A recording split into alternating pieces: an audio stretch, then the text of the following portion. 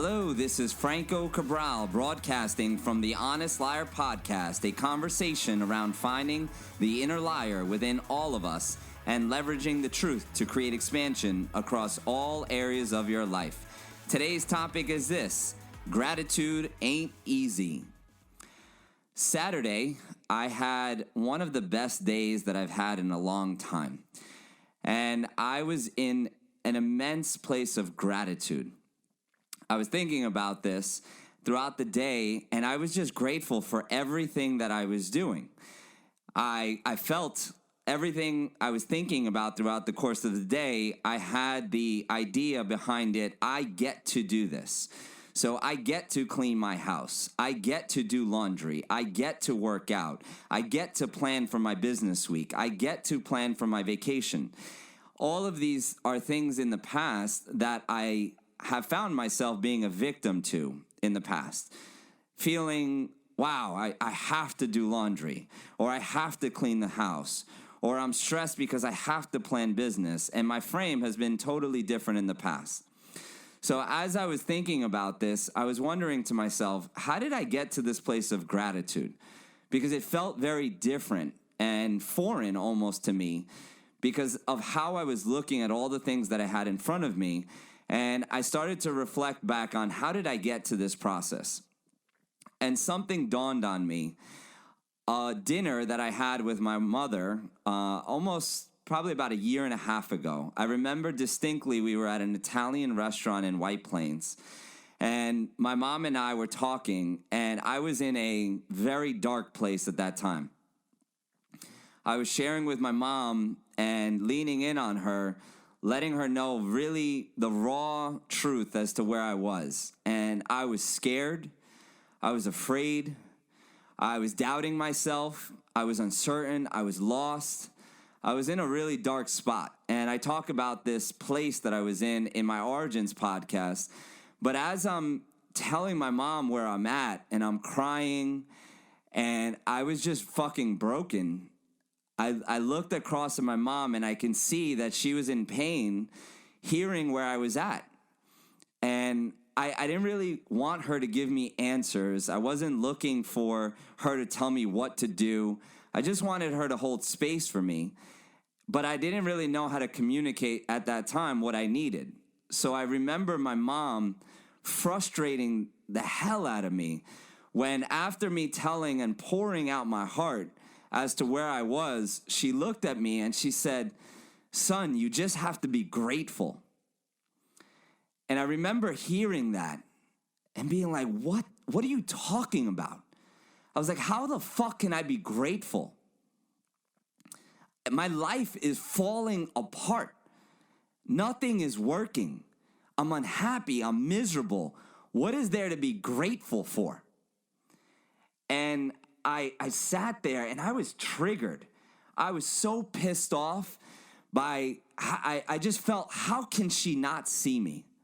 How can she not understand the place that I'm in? And how could she just tell me just to be grateful? Like it was so fucking easy. And I was so disconnected from this idea of gratitude at that time that it actually disconnected me and my mom more at that space that I was in, because I wasn't ready to receive the message that she was telling me. And I didn't know how. You know, she made it seem so easy. But I didn't recognize the work that my mom had put in to get to that space. And I know that it was coming from a place of great intention. My mother loves me. And she was just in pain seeing her son in pain. And she just wanted to fix it. And she knew that gratitude, if I could find gratitude in my heart, no matter what obstacle we have going on in our lives, gratitude is a choice. But gratitude takes practice. And that's what I started to learn over the last year and a half. And it really hit me this past Saturday, because I was in this place where everything I was doing, I felt truly grateful. I was like, wow, I'm cleaning my house. Guess what? I get to clean my house. Because a year and a half ago, I didn't have a home. I was living in my mother's house with my family, my 2 dogs, my 2 young children, sold my house, and I was broken because of it. But even in that state, I could have been grateful for the roof that I had, but I hadn't had enough reps on having gratitude. I was lost, and I was the furthest thing from grateful, which also meant that I was completely unhappy. What I didn't recognize is that most of my life, I had created a lot of reps and habits on feeling like I needed to be perfect, or fear and doubt and insecurity, because we get many reps on that by the mental conversations that we have of not feeling good enough. And society and social media and this perfect world that we live in, or wanting to be perfect for my family, my father, and making him proud of me, and my mom, and all the extrinsic places that I was looking for recognition and wanting to be validated, left me completely empty and not being able to find gratitude for myself internally. So here I was at dinner with my mom, and she had the secret, which was to be grateful. But I was completely triggered by the thought of what she was sharing, because I felt like she didn't hear me. I felt like she didn't see me. How could she suggest just be grateful when I'm in this dark place? I didn't understand what she was saying. Throughout this last year and a half, though, I got to this place on Saturday where I wasn't thinking about gratitude. I was just present to the gratitude and happiness that I experienced. And then I started to think, well, how did this happen? How did this massive shift happen from a year and a half where I was triggered by the idea of gratitude to this place where I genuinely was grateful for washing the dishes? I was grateful for the planning that I was taking 2 hours on a weekend to do for my week. Because I started to think, wow, I have a business, I have a family, I have a house, I have all these things that require my attention that I get to plan for. So one of the things that I've discussed is this warrior's way, challenge-based lifestyle that I live by. Over the last year and a half, every 90 days, I create these impossible games, and it's part of the warrior's way that I learned. And I'll be talking more about challenge-based lifestyle and these 90-day challenges later on in other podcasts. But one of the biggest places that I was lost when I started this process on this idea of loving myself. I know that it sounded good. I knew that people said, if you can't love yourself, then how are you going to love somebody else and love your others and love, your children and your wife? But I didn't know how. And I knew that I wanted to be happy.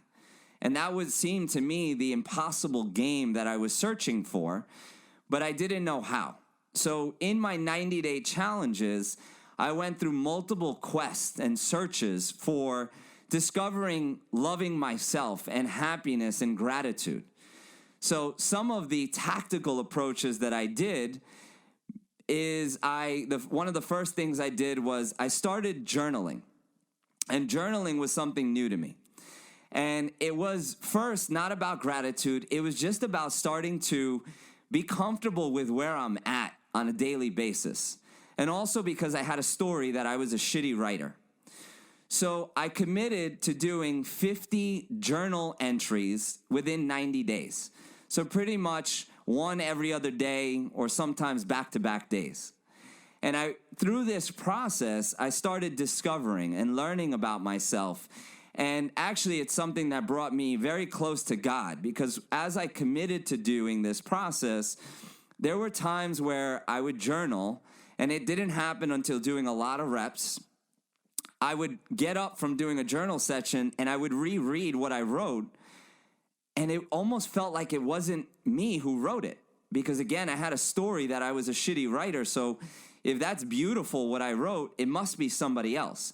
And I realized, and the more I leaned into it, is that it was divinely inspired. There was a divine moment that I had when I was going into this journaling session, but I continued to do it even before I felt that feeling. And over the course of 90 days, I learned a lot about myself. But the clarity that I was seeking didn't happen without being consistent first. And that was the first step that opened up my heart towards learning about me and starting this discovery about myself. The next 90-day challenge that I did, I decided that I was going to record myself on a 50 journal, voice journals, where I was going to journal about why I love myself today. And I did this and completed this. And each of those voice journals was some were great and some were really difficult to do, especially on the days when all I wanted to really do was beat the shit out of myself. And I had gone through multiple other experiences like this over these 90 days. But 90 days at a time, what I realized is that I started solidifying new habits, new stories, new patterns that got me to the place where I was this past Saturday. And I was reflecting, I'm like, how did this happen? Because this is so far from where I was a year and a half ago. And what I started to realize is that gratitude is a practice. And I've heard this before, but I understood it at a much deeper level now, because gratitude is not something that I learned as a kid. I learned how to strive for perfection. I learned how to work my ass off. I learned how to have work ethic. I learned how to always shoot to be the best. Not saying that those things didn't serve me. They served me a lot to have success. But the balance of that is gratitude. Because if I continue to just strive for more and strive for better and strive, to be perfect, without gratitude, gratitude was the recharge that I was missing, which always led me to be burnt out. And I didn't understand this until I first committed to the practices of gratitude without really understanding what the end game goal was. Yes, in my mind, I had this vision of I wanted to be happier. I had no clue how to get there. But tactically, I had these simple steps that I could do repeatedly to build some new habits. And the first one, like I said, was journaling. And just journaling where I was at and starting to get an understanding for myself. And then forcing myself to do journals on gratitude for myself and doing these voice memos where I would start with, today I love myself because, and then I would just talk about whatever came to my mind, not understanding why, other than it's just something I committed to doing. Looking back now though, and having conversations with people that, want to be more grateful and have asked me, how did I get to this happy place, it wasn't by accident. It was intentional. It required a lot of reps. And I'd have you consider that we have all had more reps in our lives on fear and doubt and insecurity and not feeling good enough. At least for me, I know that's something that I focused on more, and it was actually a driving force, so much so to the point that when I stopped focusing on that, I almost felt like I missed it. It had become the fuel that has driven me to success in a lot of places. And I started to fear that I almost couldn't perform unless I was in a place of scarcity and fear and doubt, until I tried something new, which was these voice journals and loving myself. And I started listening back this weekend to some of these journals, and I was so grateful that I stayed consistent to this process, or I might never have even been in a place where I could appreciate my home like I did this Saturday, my family in a different, deeper way. My business used to just be a place of stress and anxiety because I never felt like anything I ever did was good enough. And that doesn't mean that I'm not continually striving to be more, to become more, and have the fire to produce. But what I recognize is without being able to be grateful and look back at the things that I've done and that I've accomplished on a daily basis, then I eventually hit a wall and crash, burnout, become resentful, and then don't want to do anything. So I also this week course corrected, and I shared on the last podcast why it's so important to take time for me and have a weekly date night with myself. Essentially, that's another practice of showing gratitude towards myself that I'm important. And if I can't show gratitude for myself, then it becomes very difficult for me to show gratitude over time consistently for the people that I love most. So the ask that I have for you is, what is one new gratitude practice that you can implement today that you think you can stay consistent to? And over time, what could be possible if you stayed consistent to it on a daily basis? The game of singles, as you've heard me talk about, changes your life exponentially in a 90-day period. So I would challenge you to a daily gratitude practice, and it doesn't have to be complicated.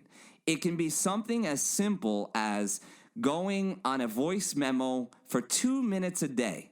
All of you can find 2 minutes a day to voice record yourself and say, today I love myself because. And there's something energetically that happens by doing this consistently over time. So that's the message for today. And as always, I want to thank you for taking the time to listen to this podcast, for giving me your space and time. And if you find value, please share this podcast with somebody that you think could benefit from this message. Also, take the time to rate and review, as it helps dramatically improve the rankings of the podcast and share the message that I want to share with everyone. Thank you so much and have a blessed day.